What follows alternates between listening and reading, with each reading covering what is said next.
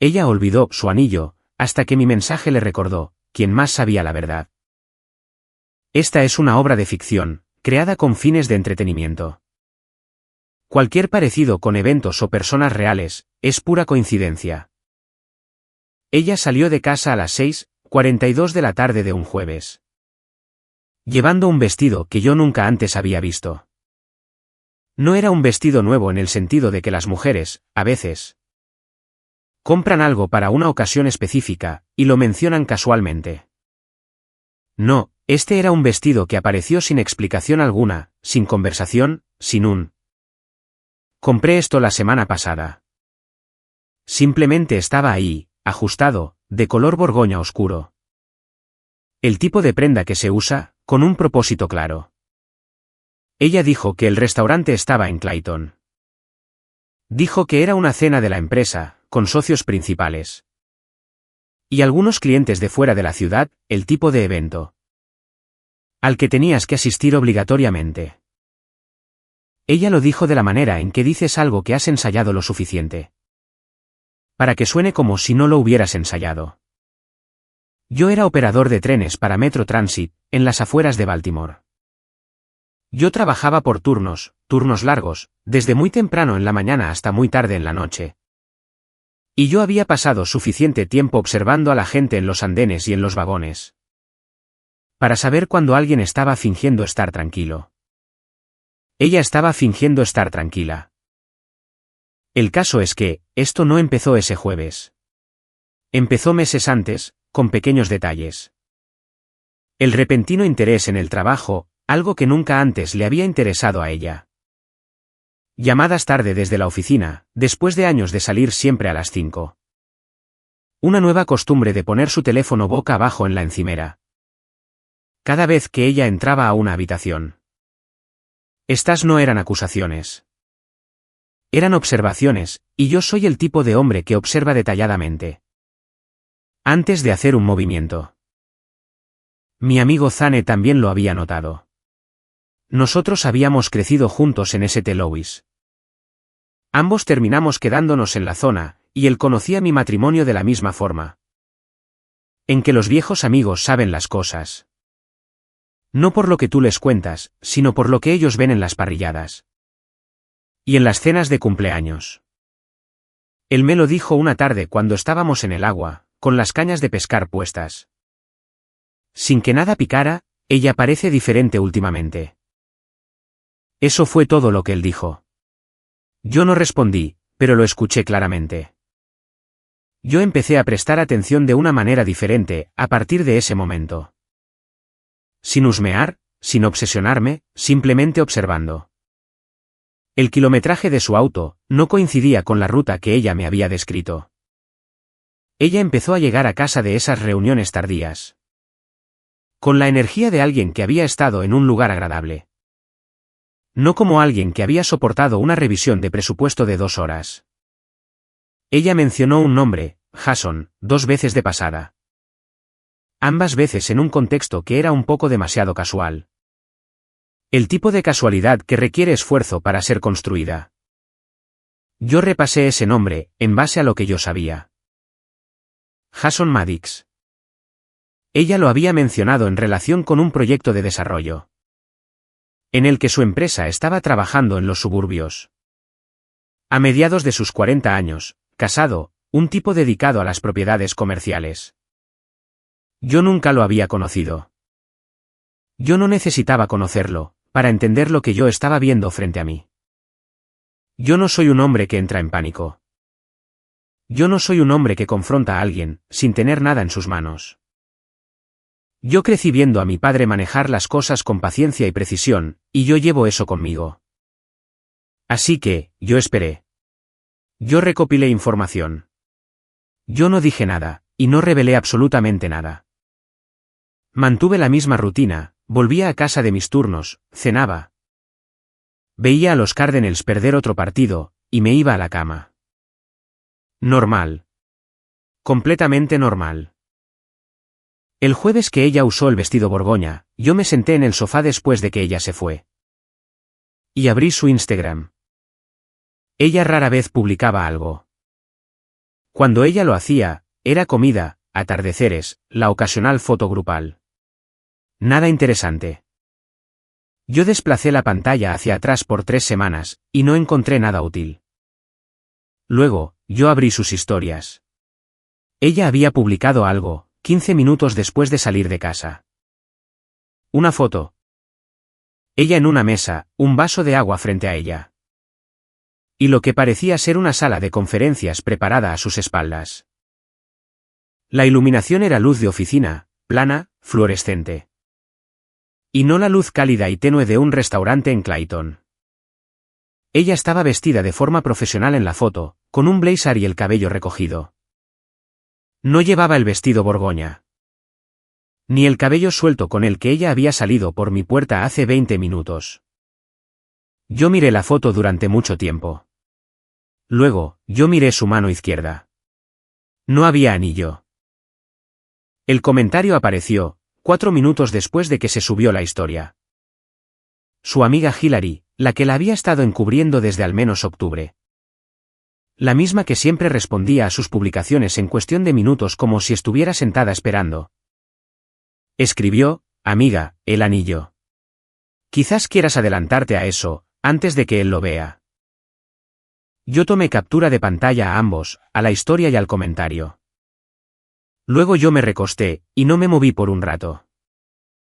Ella había sacado una foto de su galería, una antigua, tomada en la oficina. Preparada para que pareciera actual. El blazer, la sala de conferencias de fondo, el vaso de agua colocado de cierta manera. Ella lo había pensado todo muy bien. Esa parte casi se podía respetar, la planificación detrás de ello.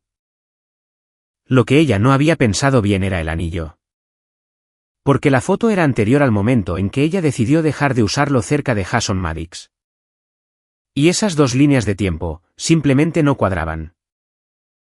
Mi teléfono vibró, 2 minutos después. Un mensaje de texto de ella, ups.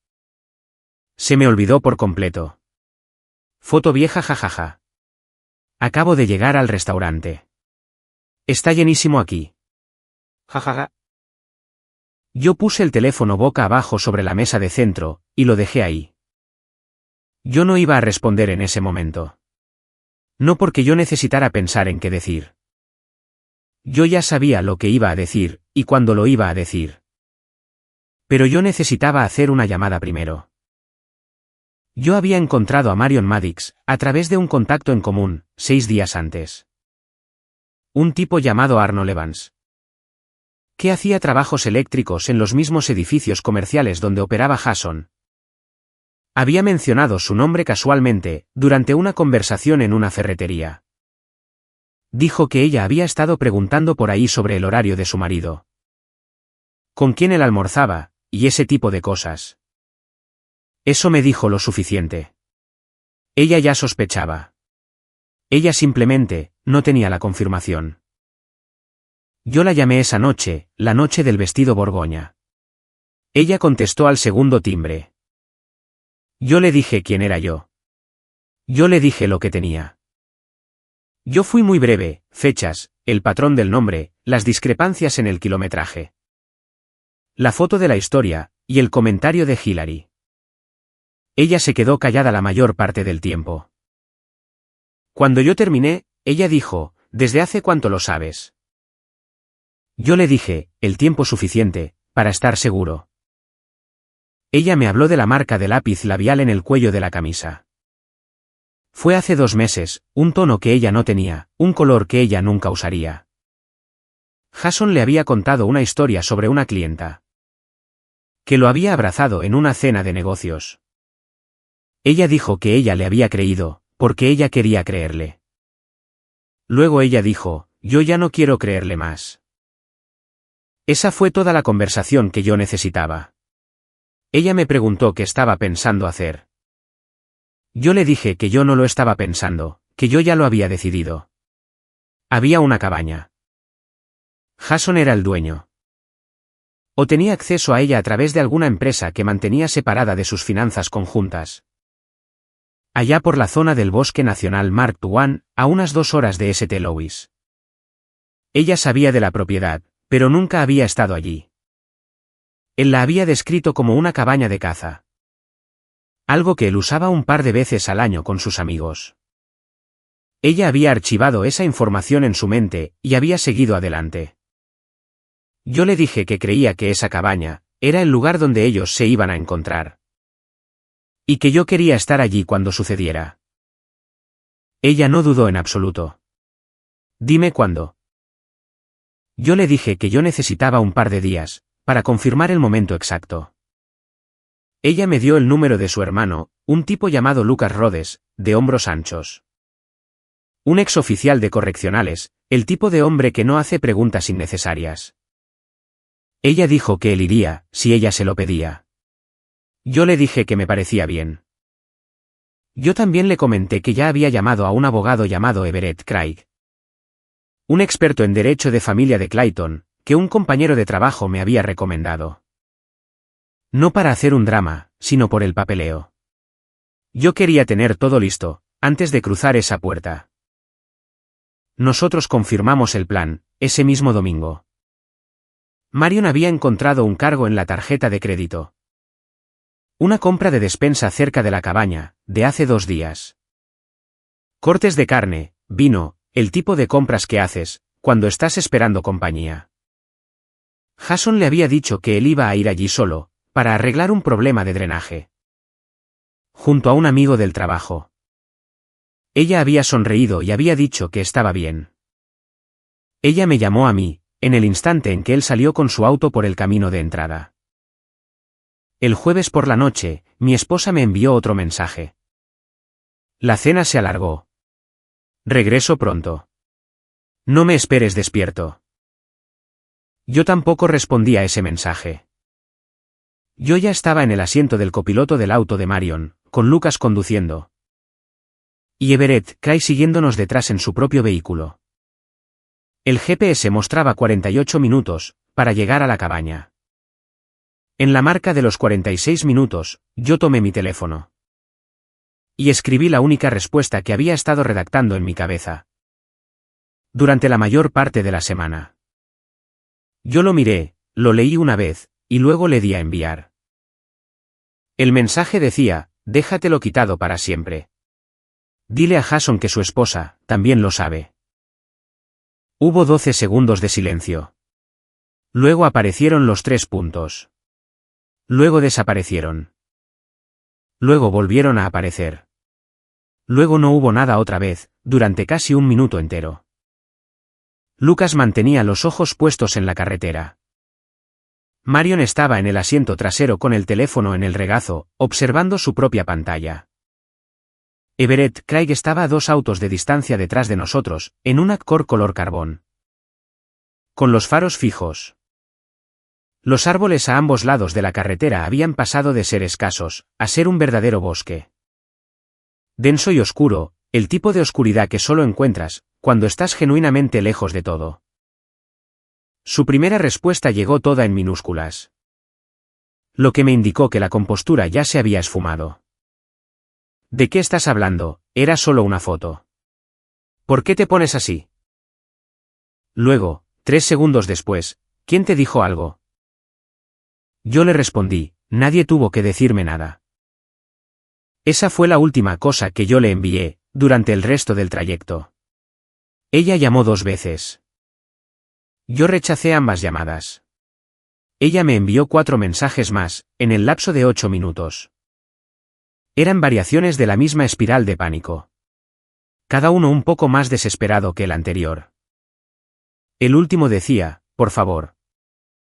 Solo llámame. Nosotros podemos hablar de esto. Sea lo que sea que pienses que está pasando. No es lo que tú crees. Marion levantó la vista de su teléfono. Él la está llamando ahora. Yo ya lo sabía.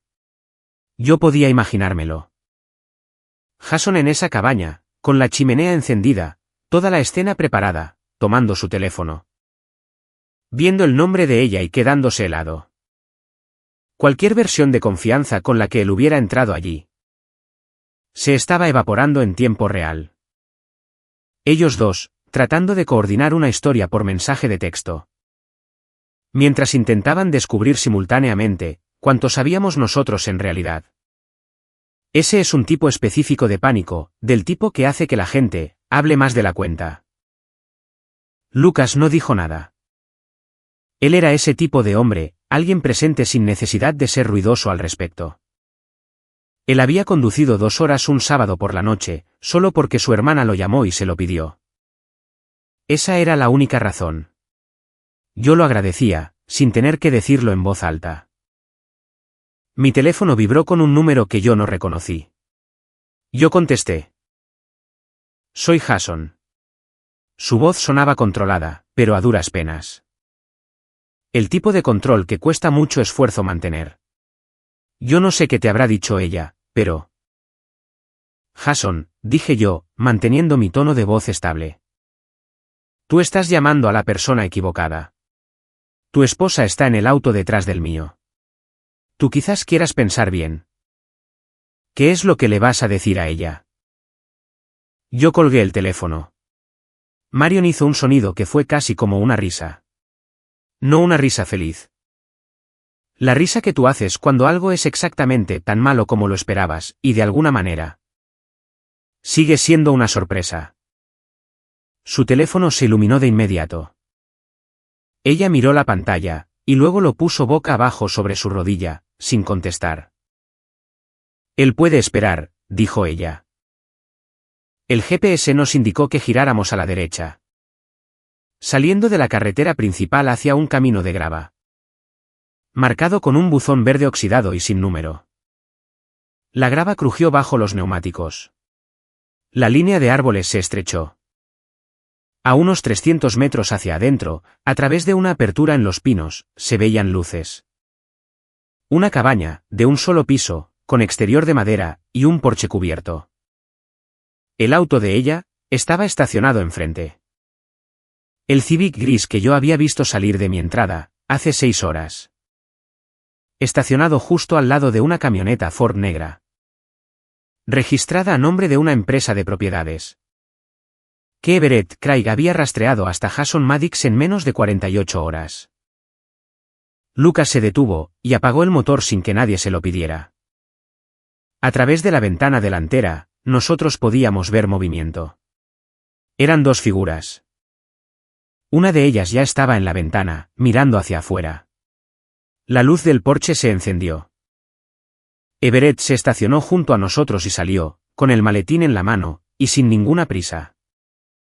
Él se arregló la chaqueta, y caminó hacia donde yo estaba de pie. Él ya había hecho este tipo de cosas antes.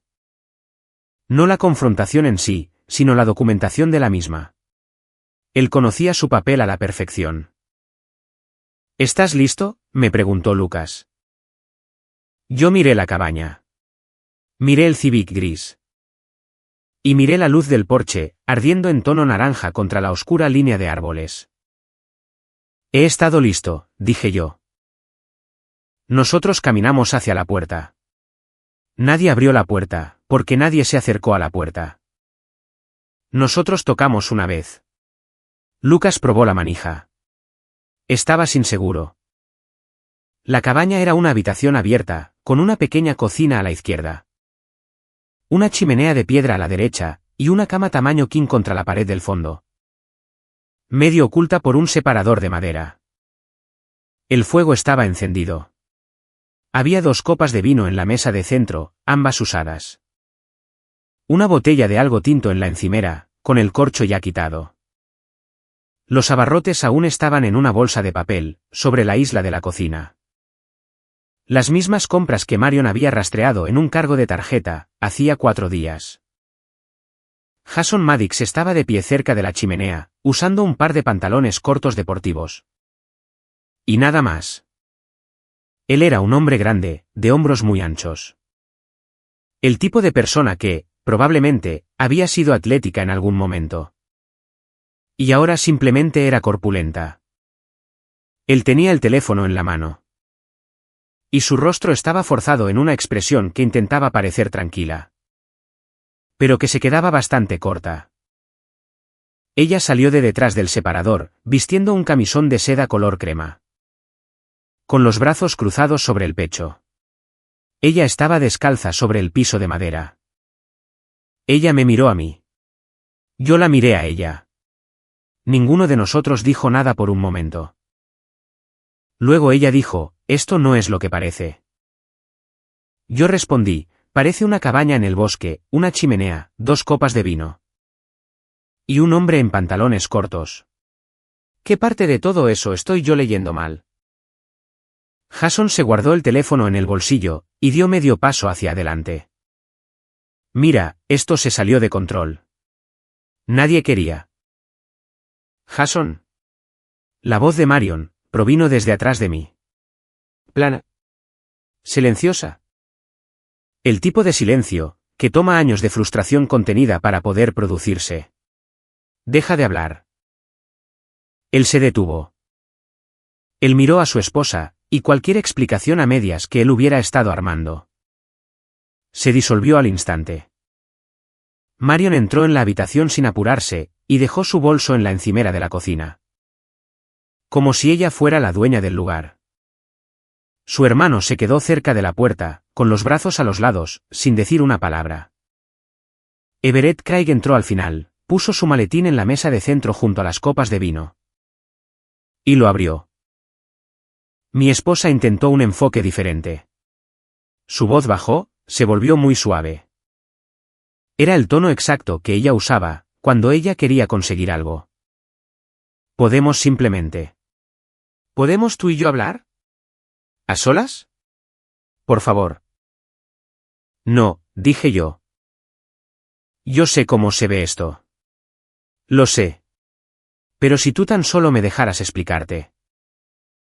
No hay nada que explicar. Yo no estoy aquí buscando una explicación. Ella miró a Everett, y luego miró el maletín. ¿Quién es él? Mi abogado. Eso la golpeó fuerte. Ella se quedó completamente quieta. Jason hizo un ruido que podría haber sido el inicio de una frase, y luego él lo pensó mejor. Everett colocó 2 juegos de documentos sobre la mesa de centro. Él no hizo un gran espectáculo al respecto. Él dijo: estas son copias. Un juego para cada parte. Ambos son bienvenidos a que sus propios abogados la revisen. Antes de firmar. Pero la presentación de los papeles se hará el lunes por la mañana sin importar qué. Mi esposa miró los documentos, y luego me miró a mí. Tú ya tenías esto preparado. Yo tenía esto preparado, desde antes de que tú salieras por la puerta el jueves por la noche. Ella se sentó en el borde del sofá. No de forma dramática. Fue más bien como si sus piernas hubieran decidido dejar de cooperar. Ella tomó los papeles en sus manos, y los volvió a dejar, sin siquiera leerlos. Luego ella miró a Jason, como si se supusiera que él debía hacer algo. Decir algo. Arreglar algo. Él simplemente miraba fijamente la chimenea. ¿Tú no tienes nada que decir?, le preguntó ella a él. Él respondió: yo te dije que esto era una mala idea. El sonido que ella hizo después de eso no es algo que yo necesite describir. Decía todo lo que se necesitaba saber sobre cómo iba a terminar esa relación. No con lealtad. No con solidaridad. Sino con un hombre en pantalones cortos, arrojándola a ella debajo del autobús. En el mismo instante en que le costaba algo a él. Marion había observado todo el intercambio, desde la encimera de la cocina. Ella miró a su marido. Con el cansancio específico de una mujer que ha pasado demasiado tiempo inventando excusas para alguien. Y finalmente, ha terminado para siempre con ello. Ella no gritó. Ella no lloró. Ella dijo: yo te quiero fuera de la casa, para el miércoles. Yo tendré a Lucas allí conmigo. Jason abrió la boca para hablar. Lucas cambió el peso de su cuerpo cerca de la puerta. Solo un poco. Solo lo suficiente. Jason cerró la boca. Yo tomé mi copia de los documentos, los doblé una vez, y los metí en el bolsillo de mi chaqueta. Yo miré a mi esposa, una vez más. No con enojo. No con nada que se pareciera, Al dolor que ella probablemente estaba esperando ver. Yo la miré de la forma en que tú miras una decisión. Que ya has tomado por completo. Consíguete un abogado, le dije yo. Uno bueno. Luego, yo salí por la puerta. El viaje de regreso fue silencioso. De la forma en que solo ocurre cuando 3 personas en un auto tienen algo importante pesando sobre ellos. Y ninguno de ellos tiene ganas de fingir. Lucas iba conduciendo. Marion se sentó en la parte de atrás nuevamente, mirando por la ventana hacia la oscura línea de árboles. Everett iba en su propio auto detrás de nosotros. Probablemente, él ya estaba redactando notas en su teléfono. Yo simplemente miré el camino, y dejé que la noche pasara. A unos 20 minutos de distancia, Marion dijo, «Gracias por llamarme cuando lo hiciste». Yo le dije que era lo correcto. Ella asintió, y volvió a mirar por la ventana. Esa fue toda la conversación. Mi teléfono sonó 11 veces, entre la cabaña y la autopista.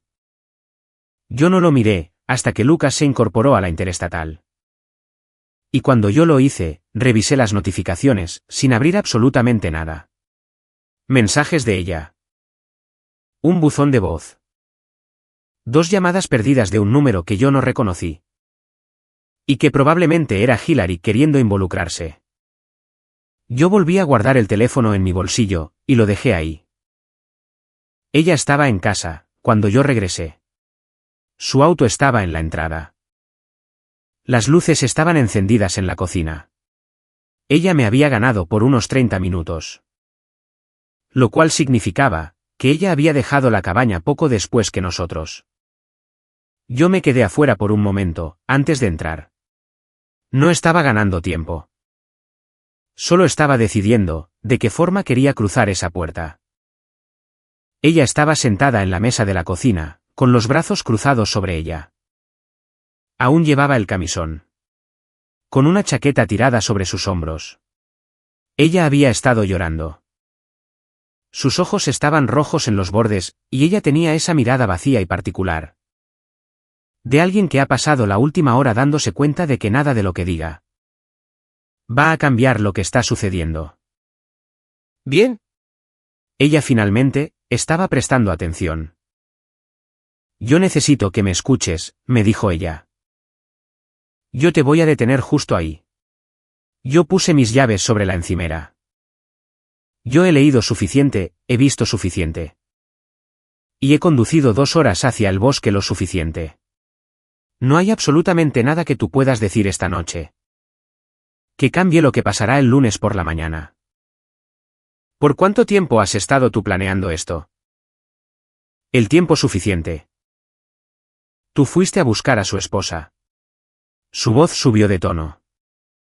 Tú llevaste a su esposa hasta allí. Tú llevaste. ¿Quién era ese hombre? Su hermano. Tú lo convertiste en una especie de emboscada, dije yo. ¿Es esa la palabra que tú estás buscando? Porque desde mi punto de vista, la emboscada fue una historia falsa de Instagram. Y 6 meses de cenas de negocios que nunca existieron. Ella apretó los labios. Entonces, yo cometí un error.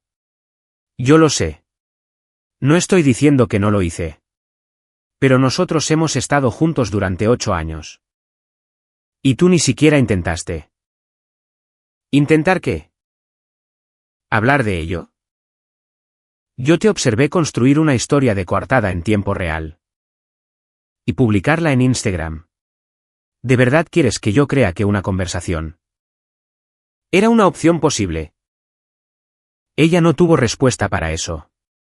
En lugar de eso, ella bajó la mirada hacia la mesa. El anillo, le dije yo. La foto sin el anillo. ¿Cuándo empezó eso? ¿Por qué ese detalle en particular? Me dice más que cualquier otra cosa. Ella no respondió. Eso pensé. Yo caminé hacia el dormitorio, y saqué una maleta de la repisa del armario. No la de ella. La mía. Yo la había empacado hacía 3 días. Y la había escondido detrás de una caja con viejos documentos de impuestos, donde no se notaría. Tenía suficiente para una semana. Ropa. Documentos. El disco duro externo, con copias de todo lo financiero. Yo ya había transferido la mitad de la cuenta conjunta a una cuenta separada a mi nombre el jueves por la mañana. Todo bien dentro de los límites, de lo que Everett consideraba legalmente limpio. El apartamento que yo había conseguido a través de una compañera de trabajo llamada Bailey Stewart estaba disponible a partir del domingo.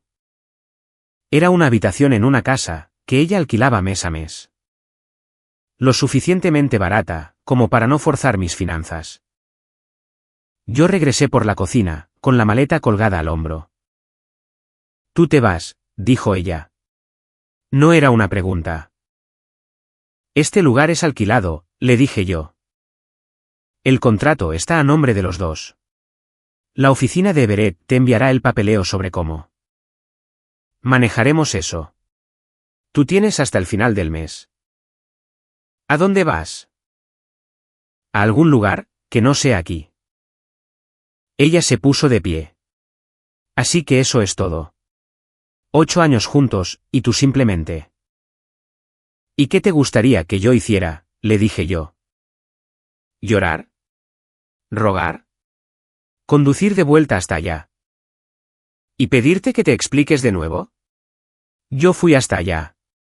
Yo vi lo que vi. Jason ya te dijo en nuestra cara que era una mala idea. Unos 30 segundos después de que cruzamos la puerta. Tú no necesitas que yo te resuma la situación. Ella no tuvo nada más que decir después de eso. Ella se volvió a sentar. Yo recogí mis llaves. Verifiqué que tenía mi billetera, mi identificación del trabajo, y mi teléfono. Yo miré alrededor de la cocina, por una última vez. No lo hice con nostalgia. Solo quería asegurarme de no haber olvidado nada que importara de verdad.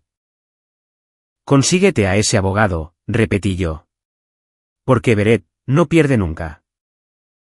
Yo cerré la puerta principal a mis espaldas, y no volví a mirar hacia la casa. Zane me había enviado un mensaje más temprano, preguntando si yo necesitaba un lugar donde quedarme. Yo lo llamé desde el estacionamiento de una gasolinera a 4 calles de distancia. Y le dije que sí. Él dijo, «Ven para acá». Y yo conduje hacia allá. La presentación de los papeles se procesó el lunes por la mañana a las 9:14. Exactamente cuando Everett dijo que lo haría. Para ese entonces, yo ya estaba en un andén en Baltimore. Comenzando mi turno de trabajo, con la ciudad aún gris y fría en los bordes de la mañana. Mi teléfono vibró una vez con la confirmación de Everett, y yo lo volví a guardar en mi bolsillo. Anunciando la próxima salida del tren. Eso fue todo. 8 años, un vestido borgoña, una foto sin anillo, y una cabaña en el bosque. Todo terminado, antes del almuerzo. Las semanas que siguieron, tuvieron un tipo de quietud muy particular. No la pesada quietud, que viene con el dolor. Era más bien como la quietud de una habitación, después de haber sacado todos los muebles. Cuando te quedas de pie decidiendo, ¿qué es lo que sigue a continuación? Yo me quedé en casa de Zane los primeros 10 días, en su sofá cama. Que era exactamente tan cómodo como suena. Luego, la habitación de Bailey se desocupó y yo me mudé a la casa en Clearfield. Pagué el primer mes en efectivo. Y saqué todas mis cosas del apartamento alquilado antes de fin de mes. Sin tener ni una sola conversación, que necesitara repetirse 2 veces. Ella no lo hizo fácil, pero tampoco lo hizo imposible. Su abogado. Alguien de una firma mediana en Clayton que no era la herramienta más afilada de la caja. Intentó rebatir un par de cosas, que Everett manejó sin siquiera sudar. La división de la cuenta conjunta se mantuvo. La terminación del contrato de alquiler fue limpia. Ella se quedó con los muebles que ella había elegido. Yo me quedé con la camioneta, las herramientas, el equipo de pesca, y todo lo que ya era mío. Desde antes de que ella apareciera en escena. Everett lo llamó uno de los casos más directos, en los que él había trabajado en 2 años. Yo le dije que eso, era porque yo había hecho mi tarea. La situación de Jason Maddox fue considerablemente menos sencilla. Marion había contratado a una abogada de derecho de familia de St. Louis, llamada Faith Holloway. Aguda, y muy metódica. El tipo de mujer que llega a una declaración jurada con 3 copias de todo. Y una mirada en el rostro que dice que ella ya ha ganado. La empresa que poseía la propiedad de la cabaña fue desenredada legalmente en menos de 6 semanas. Las cuentas de tarjetas de crédito que Jason había estado manejando por separado de las finanzas conjuntas. Las mismas que él usaba para las cenas. Las compras de abarrotes y las estadías en hoteles antes de conseguir la cabaña. Fueron citadas judicialmente, y expuestas claramente en blanco y negro. Faith Holloway las puso sobre una mesa frente a un mediador, y dejó que hablaran por sí solas. Jason había entrado en ese proceso, creyendo firmemente que él podría negociar desde una posición de fuerza. Pero él salió de allí, habiendo aceptado términos que dejaron a Marion financieramente íntegra. De una manera que incluso la sorprendió a ella misma. El portafolio de propiedades comerciales que él había pasado una década construyendo fue dividido en formas que él no había anticipado, y que no podía revertir. La propiedad de la cabaña, la empresa, y todo ese acuerdo fue disuelto. Su propio abogado le cobró a él por el privilegio de perder. A mi esposa le fue más o menos igual. No de forma catastrófica, pero definitivamente, no le fue bien. Ella había apostado a la idea de que yo negociaría por puro sentimentalismo, esperando que 8 años juntos suavizarían el resultado. Everett le quitó esa idea de la cabeza, en la primera sesión. Ella salió del matrimonio, exactamente con lo mismo que ella tenía cuando entró. Lo cual era justo y nada más, lo que a su vez, también era justo. Según me contaron, Hillary, la amiga que había dejado el comentario sobre el anillo, le dijo a ella que tenía que asumir la responsabilidad de lo que había hecho, y seguir adelante. Por lo que escuché a través de un conocido en común llamado Gavin Sparks, ese consejo no fue recibido con mucho cariño. Marion y yo nos mantuvimos en contacto. Todo empezó de forma práctica, revisando los plazos legales, comparando notas sobre lo que veían nuestros respectivos abogados, y enviándonos mensajes ocasionales cuando algo avanzaba. Luego, alrededor de la 4ª semana, se volvió algo menos práctico y más como 2 personas que habían pasado por lo mismo desde lados opuestos. Y que hablaban, simplemente porque era más fácil que no hablar. Nosotros nos vimos para tomar un café una vez, en un lugar cerca del tribunal en Clayton, donde ella había estado firmando unos papeles. Era un miércoles por la tarde, y ambos estábamos cansados. Ambos estábamos en esa fase específica del divorcio, en la que tú te sientes más ligero de lo que esperabas, pero al mismo tiempo más pesado de lo que quieres admitir. Ella era una excelente compañía, con un sentido del humor seco, muy directa, y sin ninguna paciencia para la autocompasión, incluyendo la suya propia. Ella dijo algo esa tarde, que se me quedó grabado. Yo me pasé todo el tiempo diciéndome a mí misma que estaba siendo paranoica. Resulta que yo solo estaba siendo educada. Yo le dije que yo había hecho exactamente lo mismo, por unos 3 meses más de lo que yo debería. Ella me dijo, nosotros deberíamos haber comparado nuestras notas mucho antes. Ese café se convirtió en una cena, a la semana siguiente. Nada anunciado, nada declarado, solo 2 adultos que recientemente habían cerrado una puerta. Y se encontraban de pie en el mismo pasillo.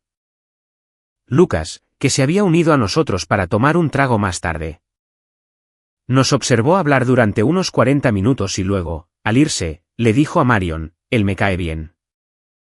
Lo cual, viniendo de Lucas, era el equivalente a recibir una ovación de pie. Esto no pasó desapercibido. Jason, que para ese entonces se había mudado a un apartamento amueblado en Chesterfield, Y aparentemente pasaba una cantidad de tiempo significativa en su teléfono monitoreando las redes sociales de Marion. Le envió a ella un mensaje en la 5ª semana que lograba ser acusatorio. Y completamente delirante a partes iguales. Él había visto una foto que Marion había publicado de nosotros 3 en un juego de los Cardinals, ella, yo y Lucas, a finales de septiembre, en la grada superior, con asientos malos. Pero una vista excelente. Su brazo estaba entrelazado con el mío. Era el tipo de foto que se veía exactamente como lo que era, personas. Disfrutando tranquilamente de una tarde de sábado. El mensaje de Jason decía, así que tú estabas viéndote con él. Mientras nosotros aún estábamos casados. Por eso tú te conseguiste un abogado tan rápido. Yo quiero que esto quede registrado en el expediente. Marion me lo reenvió a mí. Yo lo leí una vez. Luego yo lo leí de nuevo. Porque incluso sabiendo que el hombre estaba acorralado y siendo irracional, la estupidez específica del mensaje merecía una segunda mirada. Ella me preguntó qué debía hacer con eso. Yo le dije, reenvíaselo a Faith Holloway. Deja que ella decida si le es útil o no. Y Faith Holloway decidió que, en efecto, era muy útil. Un hombre que había sido atrapado en una aventura de 6 meses. Documentada a través de múltiples estados de cuenta de tarjetas de crédito y una cabaña registrada a nombre de una empresa fantasma. Ahora estaba registrado acusando a su esposa de mala conducta, por escrito. Y de forma totalmente voluntaria.